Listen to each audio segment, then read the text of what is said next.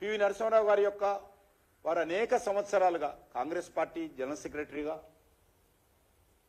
కేంద్ర మంత్రిగా, ప్రధానమంత్రిగా, పార్టీ కష్టకాలంలో ఉన్నప్పుడు పార్టీకి దేశానికి సేవలు అందించిన వ్యక్తిగా, ఉభయ తెలుగు రాష్ట్రాల నుంచి మొట్టమొదటి ప్రధానమంత్రిగా అనేక సేవలు అందిస్తే వారి అంత్యక్రియలు ఢిల్లీలో జరపడానికి వీల్లేదు, మీరు హైదరాబాద్లో తీసుకెళ్ళనని చెప్పి బలవంతంగా సోనియా గాంధీ గారు హుకుం జారీ చేసి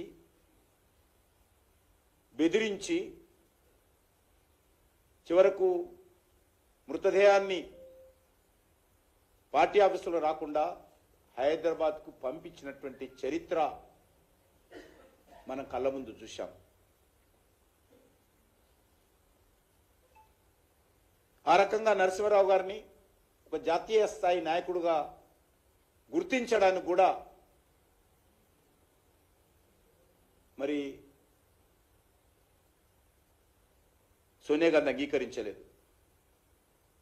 నరసింహారావు గారు మరణించిన 10 ఏళ్ల వరకు కూడా ఢిల్లీలో ఆ మహానుభావుడికి కాంగ్రెస్ పార్టీ అధికారంలో ఉన్నప్పటికీ కూడా ఎలాంటి స్మారక కేంద్రాన్ని కూడా వాళ్ళు నిర్మాణం చేయలేదనే విషయాన్ని సందర్భంగా మనిస్తున్నాం.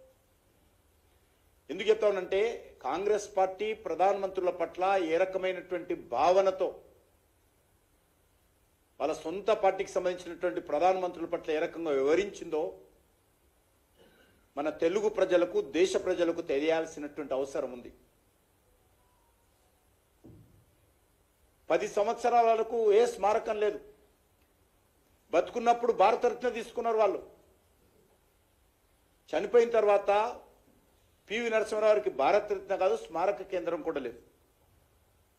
చివరకు 2014లో బాధ్యతలు చేపట్టినటువంటి నరేంద్ర మోడీ గారు 2015లో ఎన్డీఏ ప్రభుత్వం, బీజేపీ ప్రభుత్వం అధికారంలోకి వచ్చిన తర్వాత ఢిల్లీలోని యమునా నది ఒడ్డున ఏకతా స్థల్లో స్మారక కేంద్రాన్ని నరేంద్ర మోడీ గారు ప్రారంభించారు.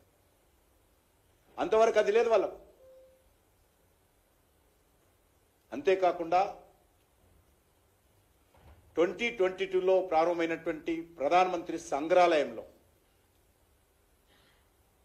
అందరి ప్రధానమంత్రులు సుమారు 14 మంది జవహర్లాల్ నెహ్రూ నుంచి మొదలు పెడితే నరేంద్ర మోడీ గారి వరకు అందరి ప్రధానమంత్రులకు సంబంధించినటువంటి జీవిత చరిత్ర మొత్తము నరేంద్ర మోడీ గారు ఏర్పాటు చేశారు. అంతవరకు అనేక ప్రధానమంత్రుల గురించి, చంద్రశేఖర్ గురించి కానీ, గుజరాల్ గురించి కానీ, విపి సింగ్ గురించి కానీ, పివి నరసింహారావు గురించి కానీ ఏ ఒక్కరి గురించి ఎక్కడ ఢిల్లీలో ఏ రకమైన చరిత్ర లేదు.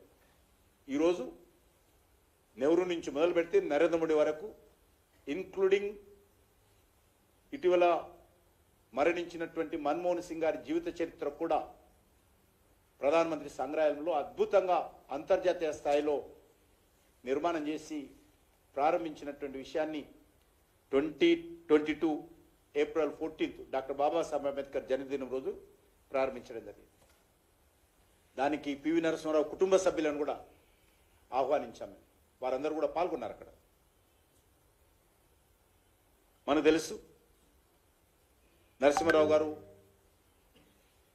రాజకీయ చతురత, దేశ ఆర్థిక సరళీకరణకు మన్మోహన్ సింగ్ గారు వారు కలిసి ఏ రకంగా సేవలు అందించారో మనకు తెలుసు. వాళ్ళిద్దరు అవినాభావ సంబంధము, విడుదలైనటువంటి అనుబంధం ఉంది. ఇద్దరు కలిసి దేశ ఆర్థిక వ్యవస్థను గాడిన పెట్టేటువంటి ప్రయత్నం చేశారు. అటువంటి పివి నరసింహారావు గారిని అడుగడుగున అవమానం చేసినటువంటి చరిత్ర ఈరోజు తెలుగు ప్రజలు ఎప్పుడూ కాంగ్రెస్ పార్టీని క్షమించారని మనం చేస్తా ఉన్నాం. చివరకు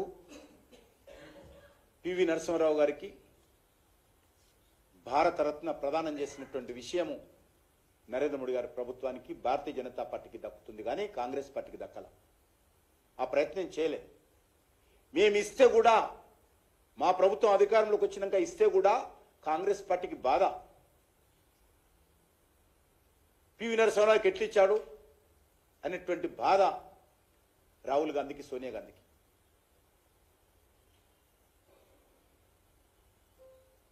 చివరకు రాష్ట్రపతి భవన్లో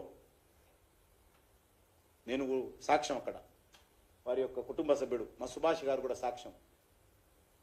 ఢిల్లీలో రాష్ట్రపతి భవన్లో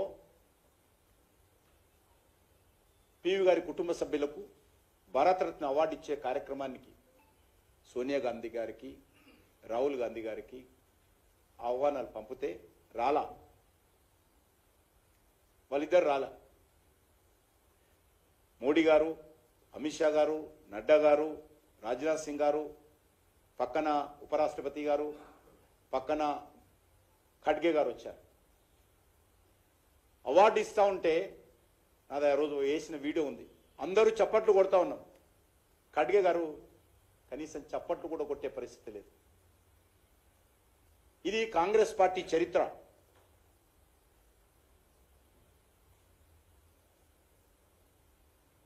చప్పట్లు కొడుతున్నప్పుడు సోనియా గాంధీ ఎడ చూస్తుందో టీవీలో,